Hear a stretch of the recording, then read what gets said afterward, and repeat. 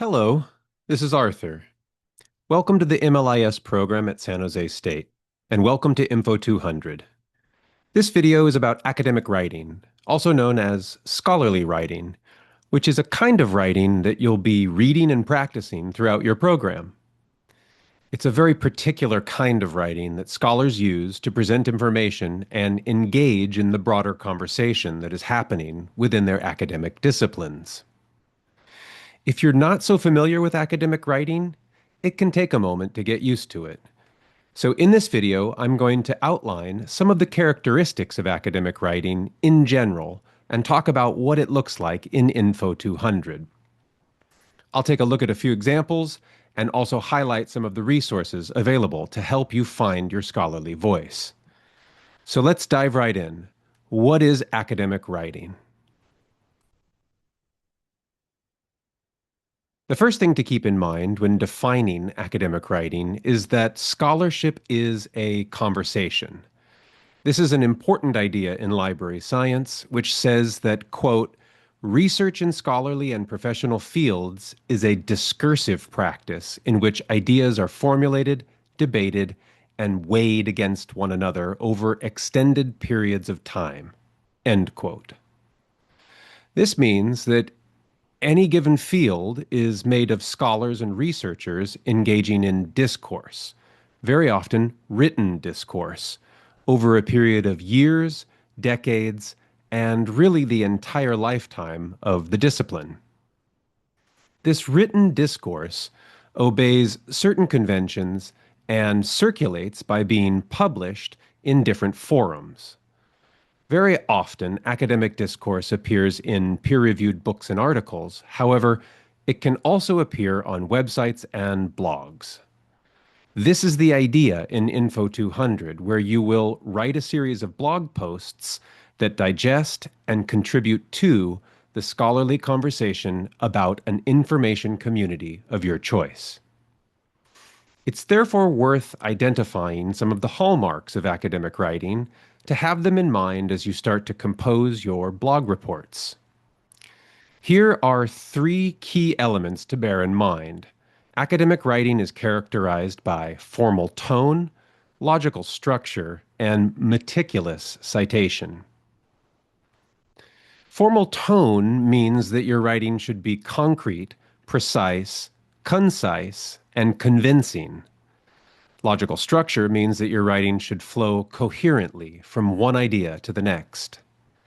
This often means starting with an introduction, articulating a claim or thesis, and then proceeding via body paragraphs with clear topic sentences to a well-drawn conclusion. And finally, the idea of meticulous citation is important because participating in the scholarly conversation means engaging with the ideas of others, which in turn means acknowledging those ideas and giving credit to the people who developed them. To do otherwise would be to take credit for someone else's ideas, which is intellectually dishonest. That's called plagiarism, and even inadvertent plagiarism is unacceptable. So that's why we have to cite sources meticulously. Doing this also demonstrates that the author has read broadly and has an awareness of the field. It allows other participants in the conversation to verify what the writer is claiming.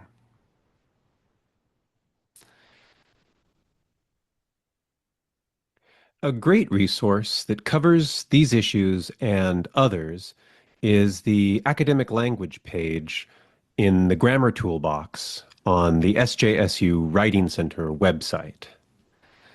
So here you can see under the heading Vocabulary, there are sections on clarity and word choice, synonyms and commonly misused words, and under the heading Tone, there are sections about hedging, scholarly voice, unbiased language, inclusive language, flow in writing, and avoiding plagiarism. And there are also other resources down at the bottom. So this is a good page to bookmark. And now if I scroll back up to the top, you can see that the resources navigate to both handouts and videos. So looking here under the first couple sections, you can see handouts include concise writing, avoiding passive voice, concrete language, precise words, and so on. And videos include writing easy-to-read sentences and muscle verbs. And there are also external resources here to the UNC at Chapel Hill websites. So I'll just click on the concise writing handout as an example, and you can see that it covers the difference between concise writing and wordy writing. There's the concise sentence, there's the wordy sentence. The famous advice on this topic from Strunk and White's classic Elements of Style book was omit needless words. Well, that's a sentence that can hardly be improved upon.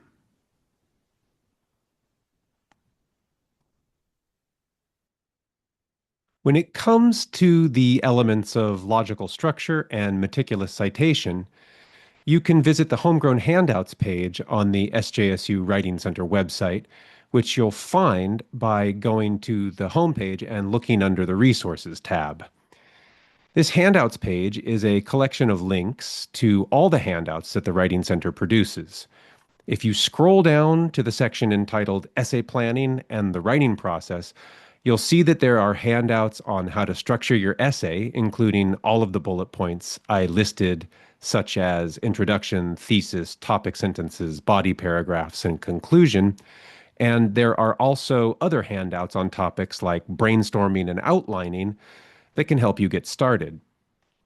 When it comes to citations, you can refer to the handout on understanding quoting, paraphrasing, and citing, as well as the handout on how to embed quotations or incorporate them into your prose.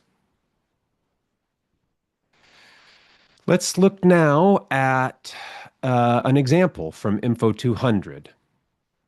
Blog Report 2 asks you to describe your information community and utilize the textbook chapter by Fisher and Fulton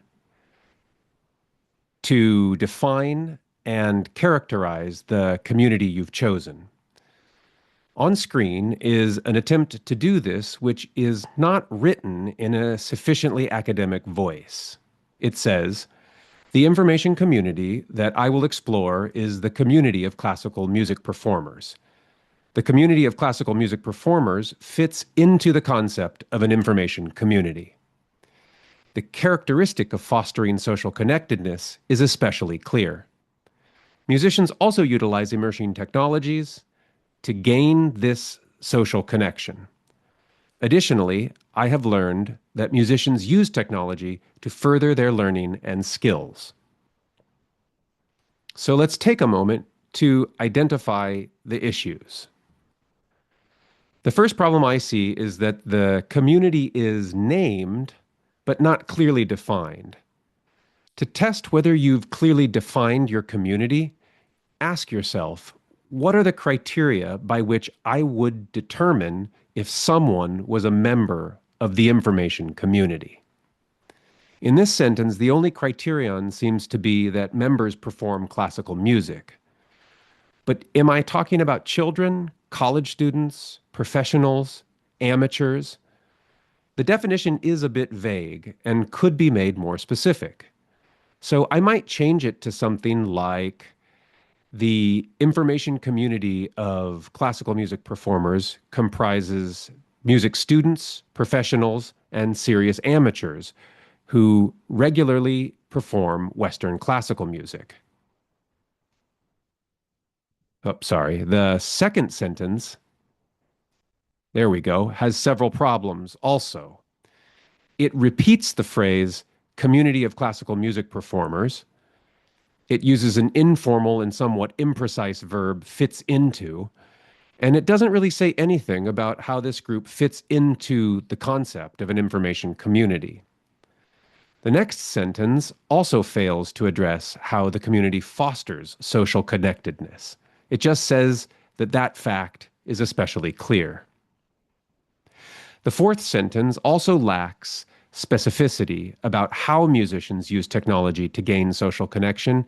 And then there is a parenthetical citation to Fisher and Fulton, which is not properly integrated because Fisher and Fulton don't write about musicians utilizing technology to gain social connection. The citation is also not formatted correctly according to the APA style guide. And finally, the last sentence starts off with the informal phrase, I have learned, and then goes on to make another vague claim about using technology to further learning and skills. You can pause the video here if you'd like to try to come up with a better paragraph. I'll show you my revision on the next slide. Okay, here's the revision. The information community of classical music performers comprises music students, professionals, and serious amateurs who regularly perform Western classical music.